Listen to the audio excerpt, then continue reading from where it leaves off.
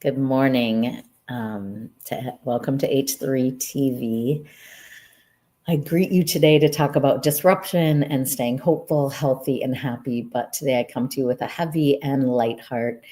One thing I was thinking about this morning is definitely sadness and gratitude can coexist. So can heartbreak and hopefulness. I had the privilege of sitting at bedside, holding the hand of my mother for the last 25 hours of her life. She passed away late afternoon this Sunday, the 8th, and it was the holy day of the Immaculate Conception, which is all about mothers and Mother Mary. And so I just feel really blessed this morning. I feel emotional. I feel grateful. But it also reminds me that always we face disruption. I was talking to a friend this morning about a heartbreak and thinking that in that disruption, we get to decide what we'll focus on. We get to decide our perspective, and that when sadness comes, let us sit in it. Let us be sad, but let us not stay in it. When my brother Paul was buried, Father Kevin, the one that will do my mother's funeral on December 30th, said, whatever you do, don't fall in love with the pain. And I thought it was such a weird saying to say, don't fall in love with pain. Who falls in love with pain? But the truth is we can get so attached to pain and suffering that we lose perspective and sight of the hope and the health and the happiness that exists in the midst of the hard. And so I appreciate all of you joining us every week and just listening to some stories, sharing encouragement, asking questions. So please, if you have a comment, a question, can let us know where you're listening from. We always appreciate it. Today, I have my new friend, an ironic guest, named Meg, which is my mother's name. So please help me welcome Meg to the stage. Thank you for being with me, Meg. Hi, I'm honored. Such a privilege to have you. So ironic. I'm laughing. My sisters and I are laughing that my mom is still orchestrating things up from heavenly. And one of her rules was no dupas and no cleavage at the funeral. So we're supposed to tell everybody, you can, like, who says these things? But this is my mother, Meg. So anyway, Meg, welcome to the show, H3 TV, where we laugh and cry about the hard and beautiful things of life. So Meg, tell us a little bit about who you are, where you live, and what you do. The where I live part is hard, and I'll get to that in a second. Hi, everybody. I'm Meg, and I am currently physically in Florida. I'm originally from Florida. I've lived in New York, Austin, Atlanta, and Houston as well. My career has been in marketing for 25 years, and I recently pivoted last year to executive coaching. And something I know we're going to talk about today, I'm also a full-time traveler. And that means that I do pet sitting and house sitting across the globe. Mm-hmm. And all my stuff's in storage in Houston, Texas, and here in Florida. But I go from place to place and spent all this year in Europe. So the number one question my family often asks me, family and friends, is, where are you today? So right now, physically, I'm in Clearwater, Florida, but planning 2025 to be back in Europe and maybe even Asia this time. That's cool. Is there a specific website to find that on? Like if someone's looking for a dog sitter in another country, what website would they go to? Yes, it's called Trusted House Sitters. And I have a referral link that I will share. Awesome. But yeah, there's a subscription that you pay. Mine, I have the top level, so mine's about $250 a year. Okay. But it's a lot like Airbnb, where you have a profile, and the people who need pet sitting also have a profile. And I find one I like, I apply for it, and then you have an interview. And then if you're chosen, you're responsible for getting to the location on your own dime. But once you're there, you stay, the value exchange is you stay in their home, you take care of their pets, and you just live life like a local. It's wonderful. It's the best way. I feel very privileged to have this lifestyle. It's not for everybody. Your routine is often disrupted. And when you're trying to build a business like I am, it can be hard to not have a daily routine, but that's also what I love about it. So if you're interested in travel, and you can do it locally as well. A lot of the people on there's tons in the US, there's tons in Europe. So if you've ever dreamed of going to a different location for a short time, definitely check it out. That's awesome. I would love for you to leave the link to it in the comments after the show, after we close out the show. And what did you just say? That you're so channeling my mother today, whether you mean to be or want to be or not. Is like, her name's Meg, and she's a world traveler, and she didn't have a lot of money, but she's like, you figure it out if it's important enough. So I love that you're like creative, like, okay, I want to go here. I want to go to Asia. How can I do that? Oh, I'm going to do this. I want to go to Europe. And she really did that. She really gave us all a love of adventure and travel. And she lived in France for 4 years, and she lived in India for years, and she visited Africa. She did all these extraordinary things. All right. Anyway, when you think of the word disruption in general, just as a general definition, what does that word mean to you, Meg? I think disruption it's a double-sided coin. It can be positive in, I think my head goes to marketing. I'm wearing my marketing hat. Often you're seeking a disruption in old ways of doing things, right? Like you think about companies like Apple, who disrupted an entire industry, or Airbnb themselves, right? Yeah. Like Uber. Who would have ever thought that we'd get into strangers' cars? If you told me that 20 years ago, your mom would not have let you get into a stranger's car. Now we do it without thinking. Yeah. So honestly, my first reaction of disruption is something positive. Yeah. It's a way of introducing a better way of doing things, or I'm going to stick with that. It's finding a better way of doing things. So in a parallel of my own life, a good disruption is doing what I'm doing now.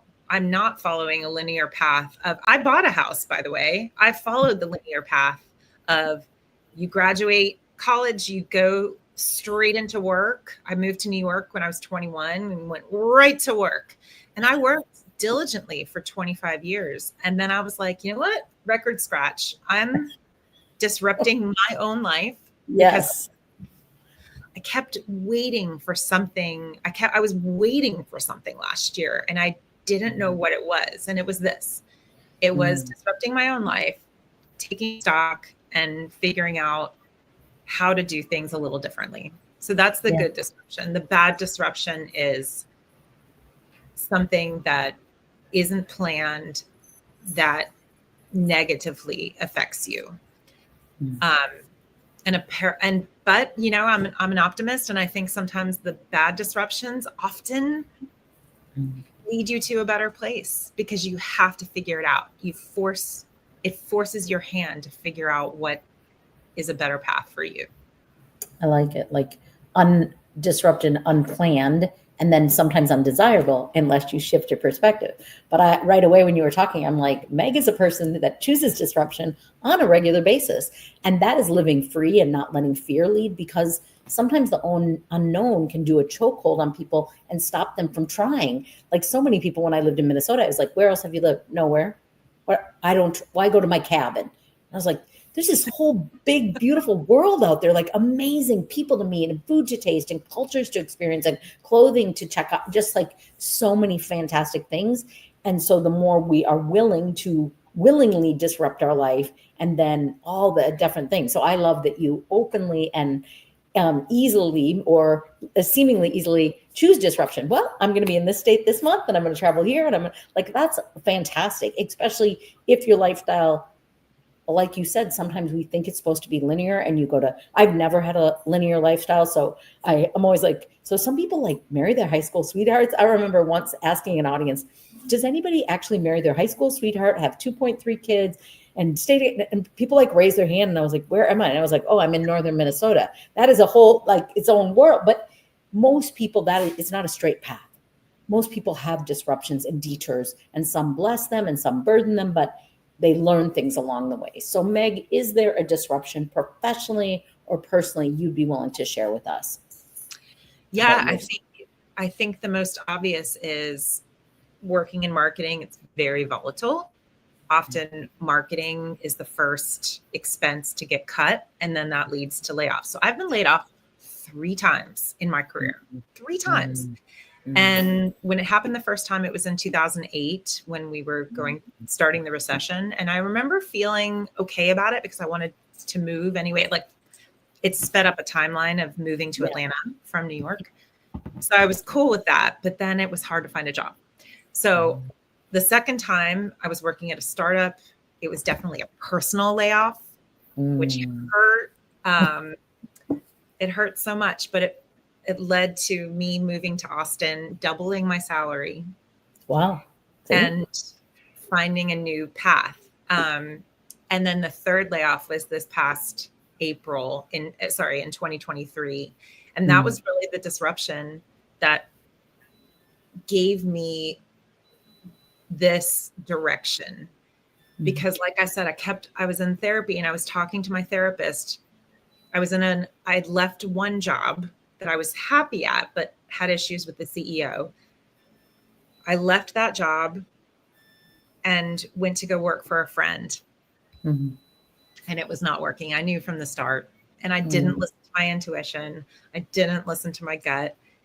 And I kept telling myself, it'll be fine. Well, we were toxic together. And the lesson I learned there is you cannot always work with friends. For sure. Okay. So it wasn't as much of a layoff as it was a breakup. I lost the friendship and I lost my job. And although I was so relieved and happy to no longer be in that situation because it was toxic, 7 months of we didn't work well together. And it led to this. I took some time off and thought about what I wanted. And it led me to executive coaching, which is my business now, and this travel. So that was all three disruptions of losing my job, which is traumatic and ego bruising and definitive. It feels definitive, and all those terrible feelings, they're natural. But what it does now is it led me to a better situation in every example. B, it gives me true empathy for anyone going through that because I've done it 3 times in 3 different instances. And it helps me in my coaching practice today. Excellent. I love that. Like it is like whatever we look for, we find. So even in the pain, and even when we want it, sometimes disruption is hard, right? But I love interviewing. Like I kind of say that's like one of my hobbies is interviewing. Even if I don't want a job, I just love to see if they'll pick me or not. So I get to teach people sometimes interviewing skills, and it feels personal even when it's not personal and you get rejected, whether it's a layoff or I worked for a financial institute on the institutional side for 9 years. That's kind of how I started my career. And during those 9 years, there was 3 sets of layoffs. I was blessed and lucky, and I always moved to different areas. I got different promotions. So my personally didn't get laid off, but I watched my friends get laid off. It was heartbreaking for me to see people you love get a tap on the shoulder at 4 and let me escort you out. And it felt very deeply, deeply personal to them. Even if they said, we're cutting all these, they're picking some people that are not. It's hard. And marketing, as you understand, is hard. So I love that you're taking what you've learned and coaching others. So what I always like to think about with people, Megan, because I know my listeners are going through their own disruptions, professional, personal, whatever it is, literal. How did you, in the darkness of that, in the judgment of layoffs, how did you stay hopeful? What was something you did to stay hopeful and optimistic to keep moving forward? What were some things that you did, 1 or 2 steps or strategies you used to keep going in the midst of the hard? Yeah, I think first and foremost is give yourself grace. Yes. Because all those terrible feelings are natural. Yes. You wonder, why am I dispensable?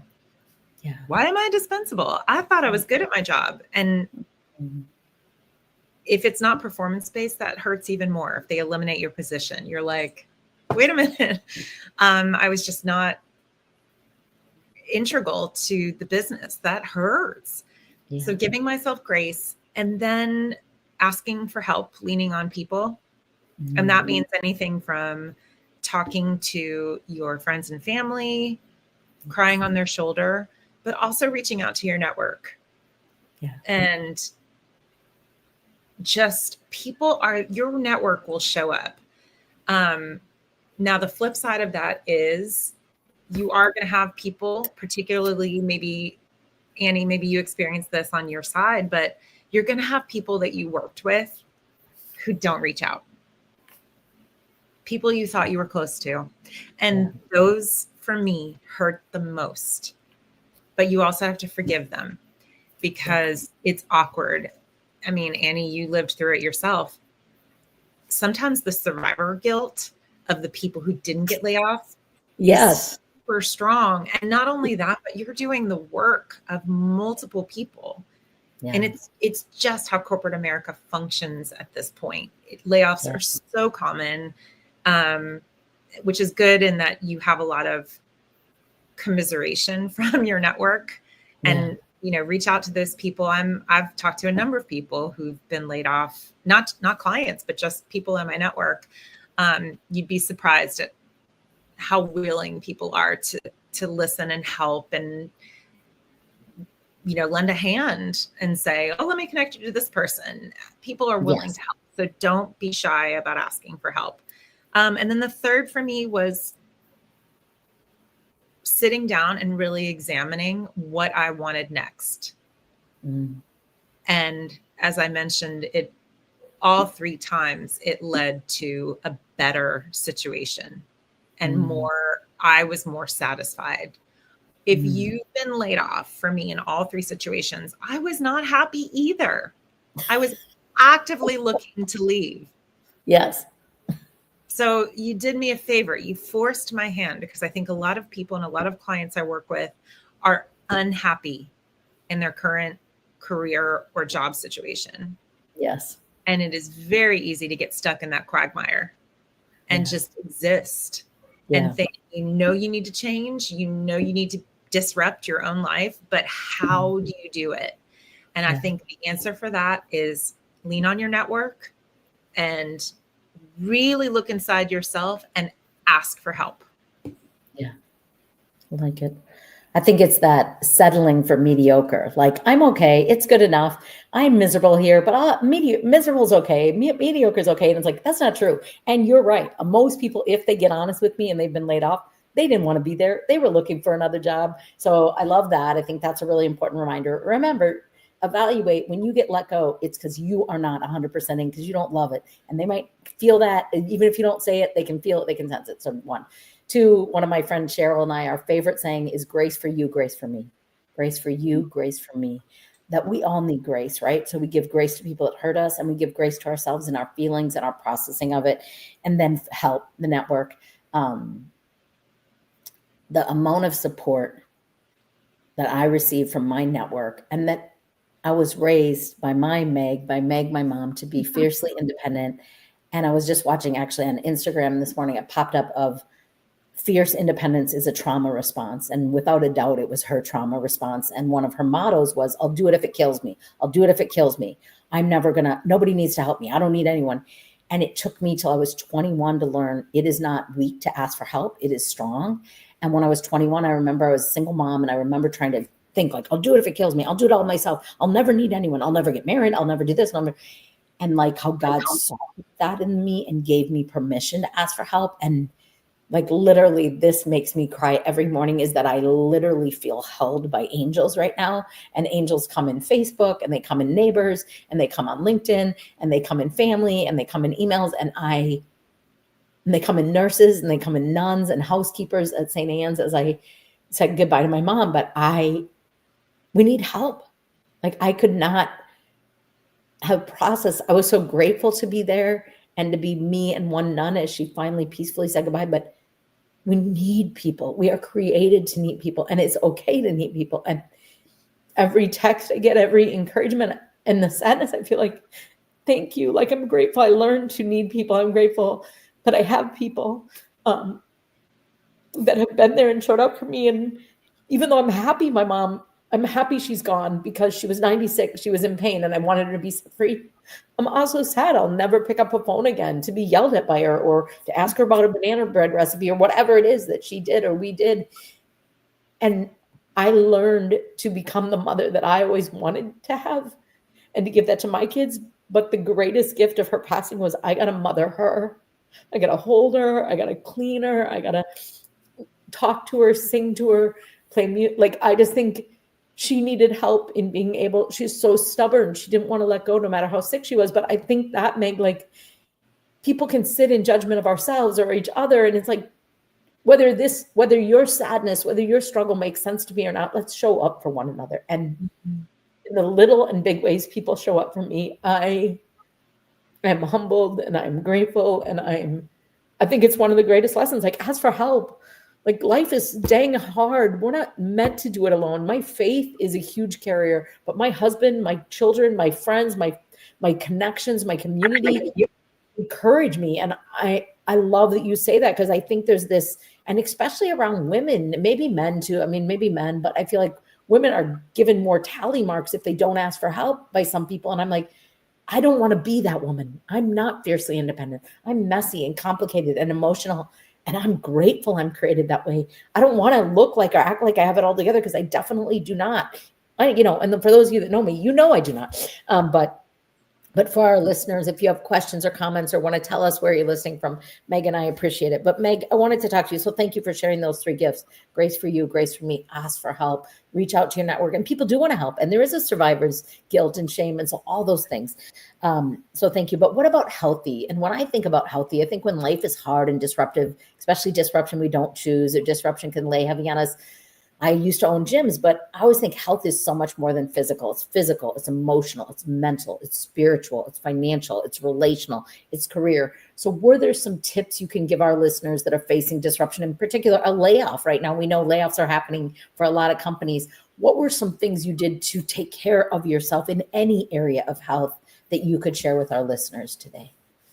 Yeah, I love that question. And like, my heart, like you just talking as you did about your network and your community showing up for you and asking for help is really powerful, because am I frozen? Okay, sorry.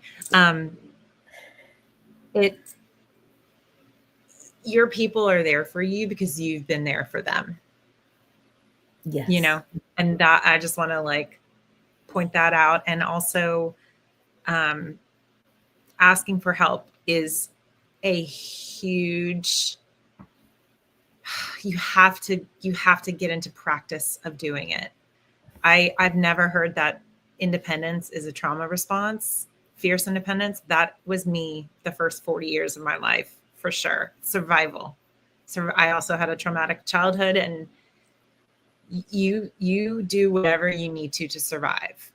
And I was very independent. And through the work of therapy, getting diagnosed with depression and giving myself grace, I now ask for help, and I'm so much better for it, So I just wanted to answer that. But regarding health, I've had rheumatoid arthritis since I was 19.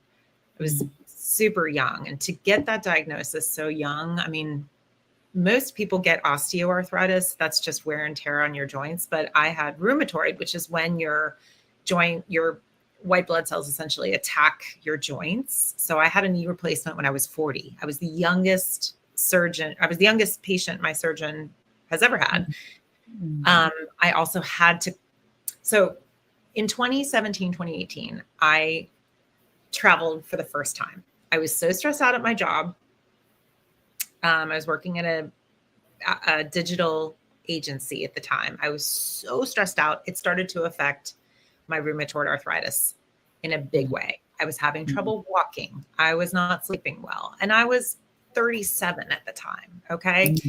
I took short-term disability because my doctor was like, you have to step away. I took 3 months of short-term disability. And again, the disruption of how I was living in a house that I'd purchased on my own, fierce independence. I was so proud of myself for purchasing a house all on my own in Austin, Texas, which is very expensive. And I was filling it with a bunch of crap because I was not happy at my job. I was not happy with where my life was going. I was trying to follow a path and it was not fitting me. I was stressed out, led to my short-term disability. And during that 3 months, I said, what are you going to do? And it was death of 1,000 cuts and also a million God winks. but it led me to, all right, so I'm going to take a sabbatical. And for an entire year, I planned my sabbatical. I sold 90% of my stuff, anything like my Xbox games to clothing to furniture. It was like my house was just getting plucked. All of the crap I bought, I just wanted it gone. I sold 90% of my stuff, put the remaining 10% in a storage space, sold my house, then quit my job, gave them 6 weeks notice, and put my stuff in storage, and I took off for 20 months. Wow. I traveled solo. Wow. I went to 28 countries, 5 continents, Wow. and 4 continents, and didn't have a single anxiety panic attack that I was having daily at my job. I unfortunately had to come back. The only reason I came back was because my knee was just shot. And it wasn't fun to be limping along while you're trying to backpack throughout Asia. So I came back, had surgery, and then I got diagnosed with depression officially. Turns out I've had it my whole life.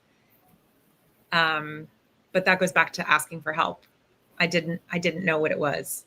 So I think for my mental health and my physical health, I'm very, I keep a very close watch on both.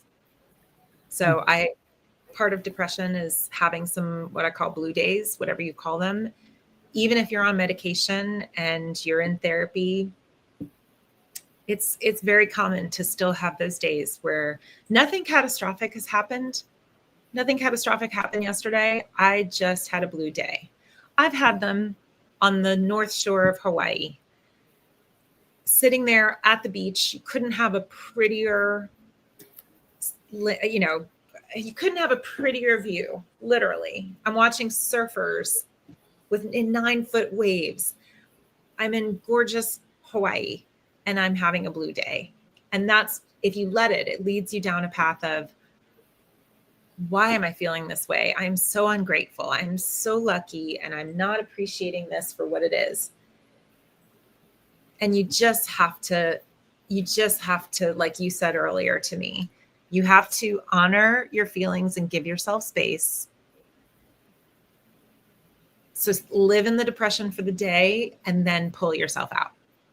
Yeah. And I think that's been an active choice and heaviness on the choice element of my statement.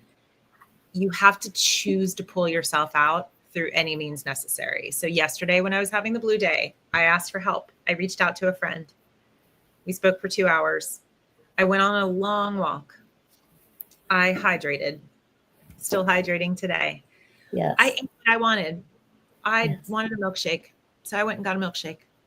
Yes. And I honored myself. And then I went to bed early. Yeah. So rest, hydration, being mindful of other people, but also of yourself, and knowing when something is wrong and doing something about it, even if it takes you a year, like it did the first time I traveled. But it was very telling to me. I want to just underscore this point. I brought my anti-anxiety medication on my first trip for 20 months, and I have it now with me as I'm traveling around. I have never used my anti-anxiety medication while in some extreme stress situations, such as getting on the wrong train and going to the wrong country and being alone in a country where literally no one knows my name. It's the most freeing and terrifying situation to put yourself in. I've been in so many, like in a hot air balloon over the pyramids, like all kinds of anxiety inducing, running for a plane through the Milan airport, which is enormous. All these highly stressful situations.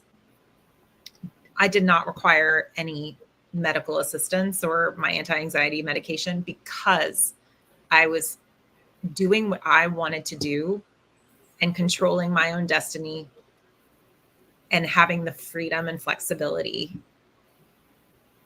that that just overshadowed everything else and helped me through. One of my favorite quotes that I say first to myself for many years, and now I write it to a lot of people, is live every day by choice, not by chance or by circumstance. Because I had to learn with boundaries, circumstances don't dictate me. I have control. And situations don't have to dictate me. Circumstances, I get to choose. I'm not living by chance. I hope it works out. I'm figuring out what works out. What do I choose? I always want to be sensitive when we're talking about medication. We know we have listeners on medication. If you need medication, take medication. But I do believe, like Megan, there's a lot of things we can do. I ask people, what's in your medicine cabinet? And for me, in my medicine cabinet is music, is movement, is laughter. Like, so in your medicine cabinet is hydration, is sleep. I take naps. People make fun of me forever. I love naps. And when I need a nap, I listen to my body. I do listen to that intuition.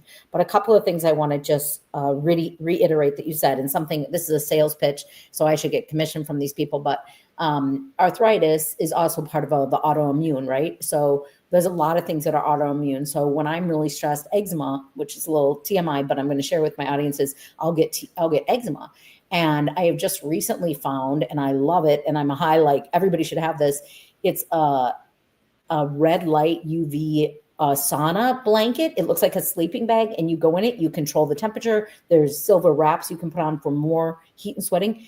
My skin, I go in once and my whole skin clears up, no matter how stressed I am. It's this calming thing. So I'm like, okay, everybody needs one of these.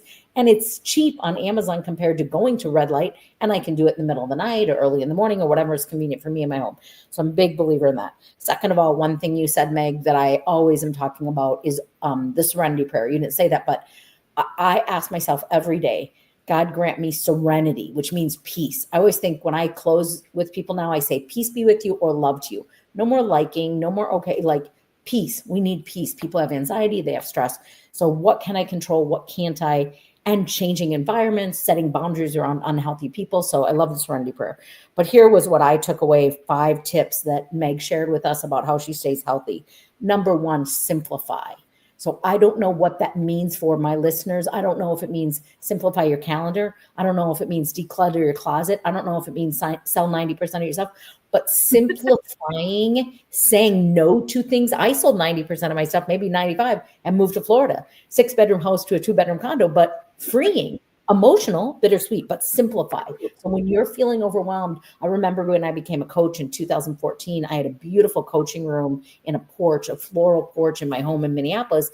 And I remember my coaching professor or advisor, when I got certified, she said, remember that the room is an extension of the brain and the body. So when people come into your coaching space, make it decluttered, and growing up with a hoarder home, clutter was comfortable for me, chaos.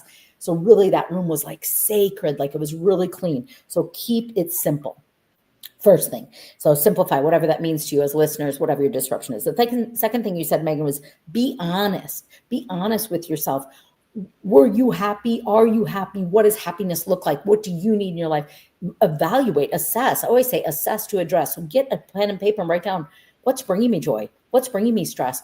Where do I get refilled in my relationships? Where am I exhausted? And Eeyores and exhausting people don't have to be kicked out, but have to have boundaries around them in your life to be healthy yourself. So I can see you, but once a week for 15 minutes. I can call you, but only when I'm in my best. Travel. I think travel, period. So some of you might not be adventurers listening, and Meg is going all over the world. She is a true adventurer after my own heart, like my mother, true adventure. But you can travel by going to a new town. You can take a different route to work. You can drive through a new neighborhood. You can go across the globe. And I love that if you can afford it and you have the time.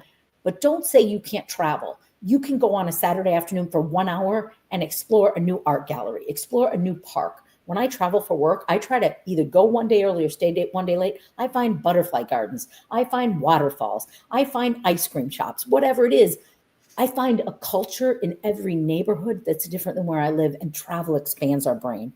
The fourth one was, again, that reiteration of ask for help, get that network, ask for support. Don't ask like you have it all together. One thing I want to the freedom of asking for help is when I ask people to help me, what it actually does is give people permission to ask me to help them.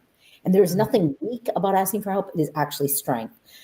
But something you said, Megan, that I think is unique to you. For me, I have not heard it before, but I had a visual as you were talking about, as you said, you have blue days. And I honestly think we all have blue days. Some of us are more intuitive and open and honest with ourselves to acknowledge that we're having a blue day.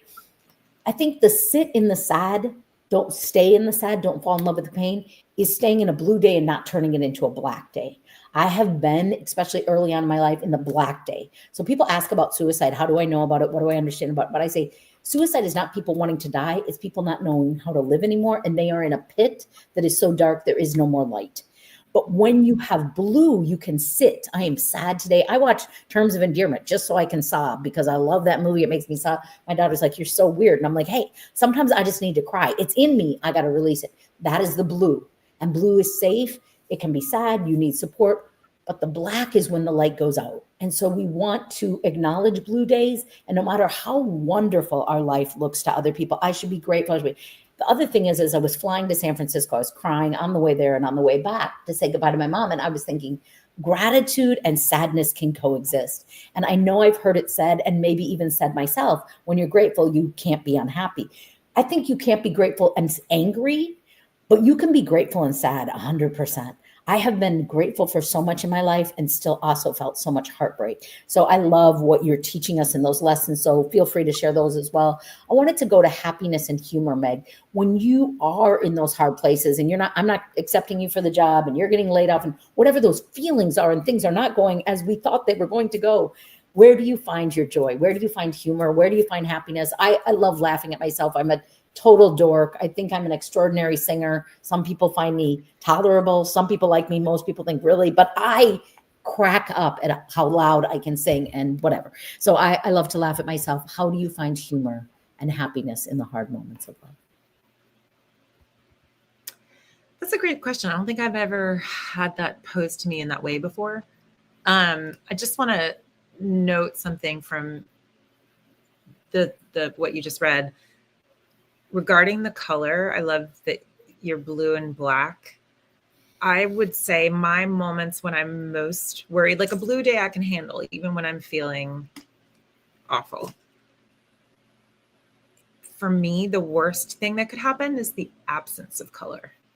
So even if it, like, to me, in my darkest, no pun intended, my darkest moments, to me, like, suicide is the absence. And that is when I really know it's serious. So for me, what makes me happy is, I think, a pet. That's why I do Trusted House Sitters, because my dog died 2 years ago, a few days ago, and she was my soul dog. And anyone who's been through like a pet death, it is the worst. I was not prepared for how bad it was going to be. You lose that unconditional love. So pets make you happy. I'm not ready to get another animal, but I love on other people's cats, dogs, a lizard once. It's so fulfilling. They give such unconditional love, even if they're not yours. I have bonded so deeply with a lot of these pets that I watch across the globe, literally. Pets, I'm a big fan of dancing and singing. I think dancing in your kitchen solves so many of your ails. It doesn't matter where you eat, but the kitchen is particularly fun. I don't know why. I even have a little thing. It's in storage right now, but it says, "We dance in this kitchen." And it's so true. Music is a big one for me. I'm a pop girly. I love my Taylor Swift. I recently last year I became a Swiftie and like went hardcore into Swiftiedom. So I'd say I have playlists for everything, not just Taylor, but like when we put my dog to sleep, I had a doggy death playlist. Like, even though the song, I can't listen to those songs without crying anymore. So I basically ruined a lot of great songs. So I don't recommend doing that unless you don't want to listen to those songs again. But a playlist for everything. Music is so fulfilling. And then I also, I love reading. I have a book in me. It's just there. I don't know what it's going to be yet. Actually, that's a lie. But I've also started writing. I do The Artist's Way. I love that. Y'all know, yep, it is. That has been transformational for me this year. And just doing my morning pages every day, or most days, that really helps to clear up that gunk. If I think of it like a pond, and you've got like the scum in the first couple of layers, and then I'm an ocean scuba diver person, imagining like diving deeper into the clear, beautiful, crisp, wonderful water. So I'd say those. And then art, just in general, like I don't do art. I'm terrible at it, but any kind of, even going outside and looking at the trees and taking a walk and really being in nature and listening to something uplifting, whether that's music or a podcast or a book, all of those things are tactics for me. I'm going to change your words. I'm going to remove a word from you. I don't believe you're terrible at art. I used to believe that about myself. I'm like a masterpiece artist now because I've reframed art. Art is writing, art is speaking, art is creating, art is imagining, art is evolving, art is cooking a new recipe, art is dancing in your kitchen. I talk about, I'm an amazing dancer, except for once one of my neighbors asked me, because I thought I was so good looking, and I was dancing after my father passed when I started morning pages, and I'm looking to the left of me because I just literally last week pulled out that book that I had started and never finished, and maybe I'm supposed to, I started when my dad died many years ago, and now maybe I'm supposed to jump back in with my mom passing.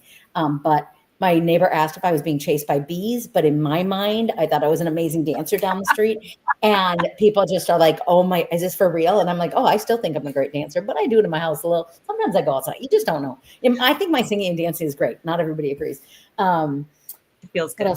Just say that I was like, oh, that's so, but I love like what's in your medicine cabinet for me is all that. Like it's music, it's movement. What can I do? I can dance. I can't control this situation, but I can control this and that. So, and it does bring us joy. It brings us joy. Oh, I know what I was going to say about pets. So my husband and I, neither of us grew up with pets, and we got a dog, and he passed away a bit ago, maybe a year and a half ago at 14 years old.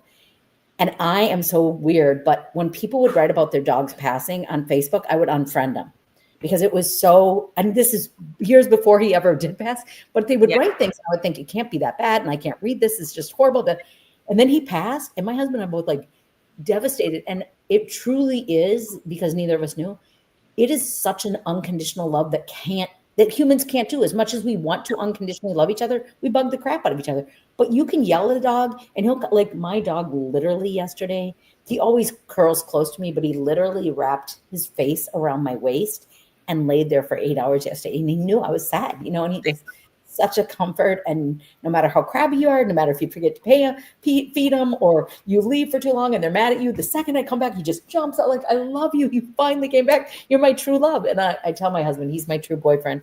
And it's a different kind of love. And it's we have one more, but I don't know that we'll ever get another pet, because putting Peanut down was excruciating. And he was the bossiest, naughtiest, bossed. We barked to go to bed. He barked to get up. He barked to be fed. He bullied his brother, wouldn't let him eat till he had his full. And he was a Shih Tzu pug. He's not a big dog, but he was so bossy. But anyway, we loved him. So, okay. It's the little dogs that mine was little too. She's Jack Russell. They just get in you. Okay. So we got a few more things I want you to share with our listeners today. And I love that we have so many listeners today. Again, please feel free to share a comment, a question, your name, or where you're listening from. We love to hear from our audience.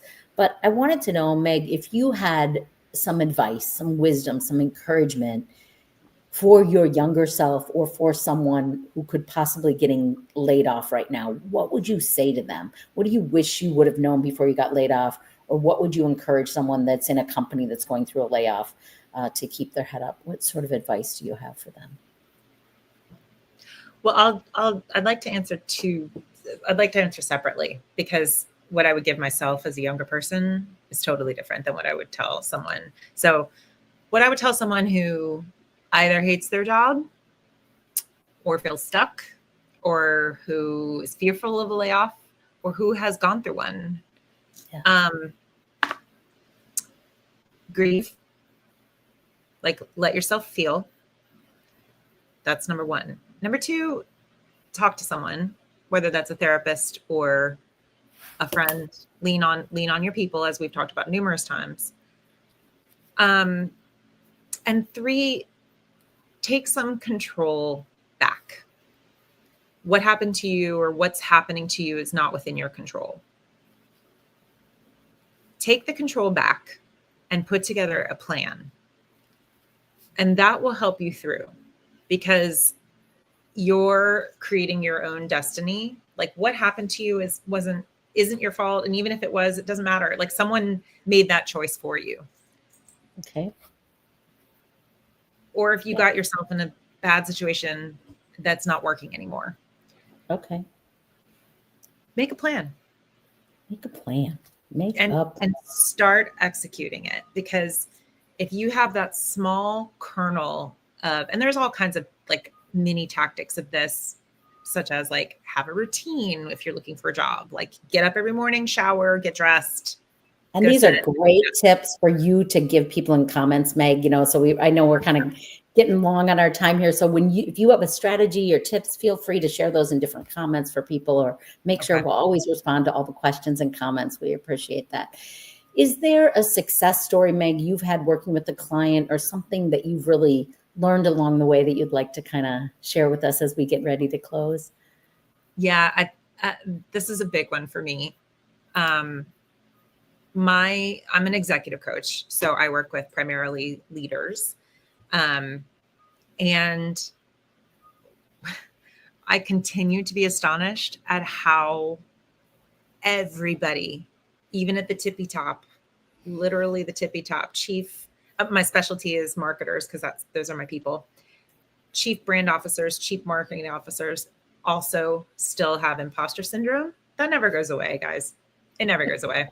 It's okay. You just have to learn to deal with it. Imposter syndrome, and I'm talking men and women, and limiting beliefs. So the people you look up to, the celebrities out there, or the leaders, the thought leaders, or the inventors, they all have that. Maybe not Elon, but everybody else has that. They second guess themselves, and they feel just as inferior as you feel sometimes, or that you're not performing at a level that you're used to, or you messed up, or all of that is so superhuman. You just have to learn how to deal with it. So that's been a big, and seeing it firsthand in an executive coaching session, it is illuminating and helps me get through my own feelings of imposter syndrome and feeling like not less than, or any of those things. Because I know people I deeply admire also feel that. And to have the vulnerability, like, I think I say this to my clients all the time, you have to be vulnerable and share, not just with me in a private executive coaching session, but with your team. Yeah. Be human, be relatable, be vulnerable, be authentic, because we're human first, and then we have titles and roles. And I do think it's kind of fascinating to me, because not so much anymore, because now I'm aware more, but when I was younger, thinking, if I could be like that person, they have it all together, or that person, or if I could make that money, or if I could do that, or if I had that car or that.